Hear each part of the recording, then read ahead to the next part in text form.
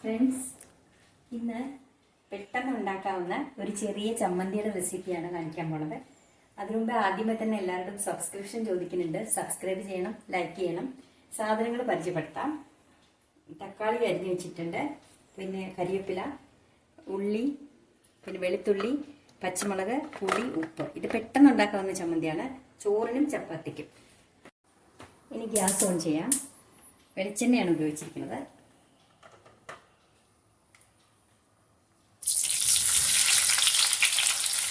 ഉള്ളിയിട്ട്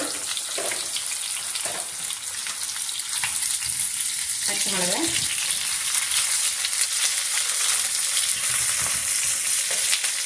വെളുത്തുള്ളി,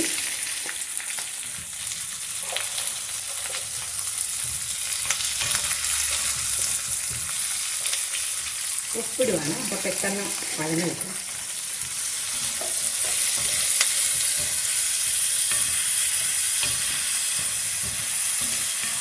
പുളി,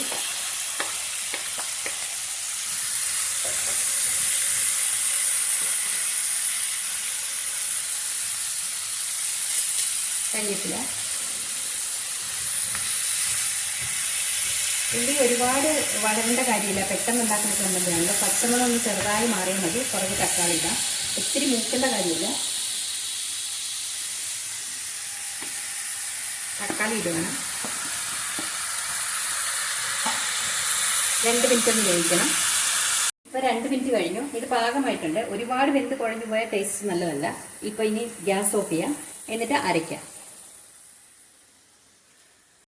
തണുത്തതിന് ശേഷം മിക്സിയിൽ അരച്ചെടുത്തതാണ്. ഒത്തിരി നന്നായിട്ട് അരയണ്ട, ഇത്രയും അരഞ്ഞാൽ മതി. നല്ല ടേസ്റ്റുള്ള ചമ്മന്തിയാണ്. എല്ലാവരും ട്രൈ ചെയ്ത് നോക്കണം. അങ്ങനെ സബ്സ്ക്രൈബ് ചെയ്യാൻ വേണം.